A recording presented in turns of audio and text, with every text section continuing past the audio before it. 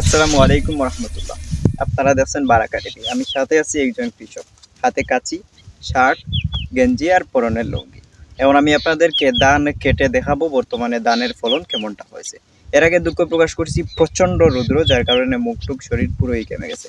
এখন সরাসরি ধান কাটায় লাগে।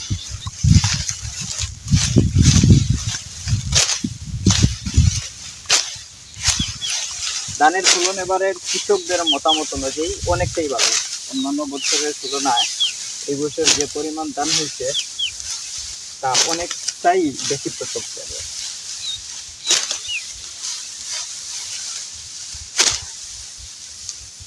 যদি ধানের আগার দিকে দেখেন তাহলে দেখা যায় প্রত্যেকটা গাছে প্রচুর পরিমাণ ধান ধরছে এবং এর থেকেও বেশি হওয়ার সম্ভাবনা ছিল, কিন্তু না হওয়ার কারণটা হচ্ছে এখানে প্রযুক্তিগত জ্ঞান অনেকটাই কম, যার ফলে উর্বরতা টেস্ট করা হয় না জমির।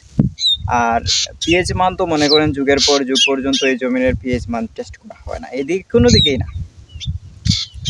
যার ফলে জমিনে এই ধরতে পারেন প্রাচীন পদ্ধতি বা সনাতন পদ্ধতিতেই এই ধানগুলো চাষ করা হয়। আর যতটুকু হচ্ছে বা প্রযুক্তিগত জ্ঞান যতটুকু ধরা যায় ততটুকু হচ্ছে শুধুমাত্র এই হাল চাষ। হাল চাষটা মানুষ সাহায্য করতে পারে না বলেই ট্রাক্টর দিয়ে দিয়ে দেয়, না হলে আগের মতো এই গরু দিয়ে বা মহিষ দিয়ে কাজ করে যাবে।